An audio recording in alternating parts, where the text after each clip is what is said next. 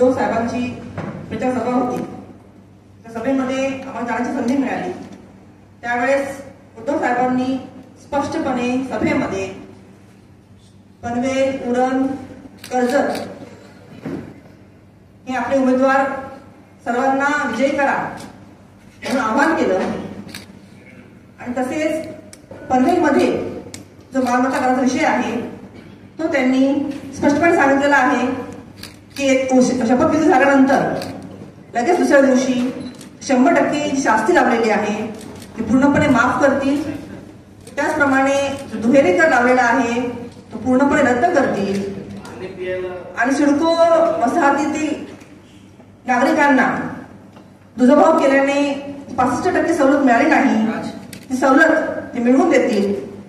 आणि पलावा सिटीमध्ये जी सवलत पलावा सिटीमधील नागरिकांना मिळालेली आहे ती सवलत सिडको वसाहतीतील नागरिकांना मिळवून देतील असं त्यांनी स्पष्टपणे आपल्याला आश्वासन दिलेलं आहे। भर सभेत हे सांगितलेलं आहे।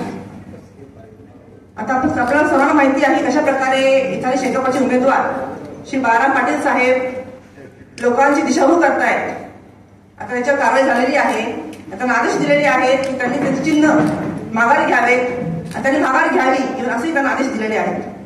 आणि आतापर्यंत गैरवापर केलेला आहे, उद्धव साहेबांची मशालचा गैरवापर केलेला आहे, त्याच्या फोटोचा गैरवापर केलेला आहे, लोकांची दिशाभूल केलेली आहे। त्याच्यामुळे स्पष्टपणे उद्धव साहेबांनी त्यांच्यावरती खूप मोठी त्यांना आज हे केलेले आहे की तुम्ही स्पष्टपणे तुमच्या सर्व माघार घ्या आणि जेणेकरून आपला उमेदवार तुम्ही सहकार्य करा।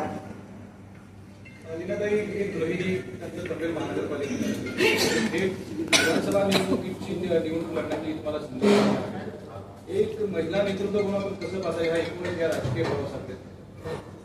खरं तर मला उमेदवारी देऊन उद्धव साहेबांनी एका स्त्री शक्तीचा सन्मान केलेला आहे। कारण की महिलांना खूप कमी ठिकाणी अशी उमेदवारी मिळते आणि ती पण माझ्यासारख्या महिलेला ज्यांनी फक्त एकच टर्म नगरसेवक म्हणून काम केलेलं आहे खूप लवकर मला संधी देऊन त्यांनी माझा खरंच खूप खूप मोठा सन्मान केलेला आहे। त्यांचे मी मनापासून आभार मानते। आणि नक्कीच आमचा जो मुद्दा आहे उद्देश आहे विकास विकास विकास आणि ह्याच मुद्द्यावरती आपण ही निवडणूक लढतोय। आणि उमेदवारी मला खरं तर जनतेतून आलेली आहे, विविध सामाजिक संस्थांमधून आलेली आहे, विविध जाती धर्माच्या लोकांतून आलेली आहे। आणि 2,80,000 मानवधारक ज्यांच्यावर जिज्ञा कर लावलेला आहे त्या नागरिकांकडून आलेली ही उमेदवारी आहे। पण आपल्याला उमेदवारी दिलेली असताना इथले प्रस्थापित नेते असतील, पुढारी असतील, ह्यांना कुठेतरी त्रास होतोय, ह्यांना आपली उमेदवारी पचत नाही।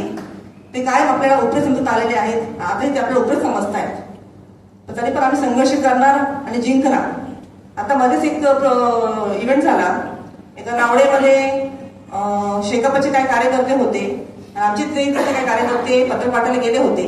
त्यावेळेस शेकापच्या कार्यकर्त्यांनी आमच्या कार्यकर्त्याला दमदाटी केली, शिवीगाळ केली, हातातली पत्रक खेचून घेतली की तुम्ही इथे प्रचार करायचा नाही, आमचा इलाका आहे। आम्ही लगेच तळोजा पोलीस स्टेशनमध्ये त्यांच्या विरोधात कंप्लेंट केली आणि एनसी केलेली आहे। तर अशा प्रकारचे इथे आपण पाहतो गोष्टी घडतायत आणि त्यांना पचत नाही की बाहेर आलेली महिला उमेदवार इथे लढते आणि लढते। विधानसभेमध्ये जाण्यासाठी एक फार मोठा संख्याबळ निर्माण करावा लागतो, संघटनात्मक रणनीती आखावी लागते। किती बूथ संख्यापर्यंत पोहोचले, ग्रामीण भागातील तुमचा प्रचार कसा झाला, काय प्रतिसाद होता, एकनात्मक आपल्याकडे व्यासपीठावर पण संघटनात्मक पक्षांचं तसं काही चित्र दिसत नाही, कसा आशावाद निर्माण करा?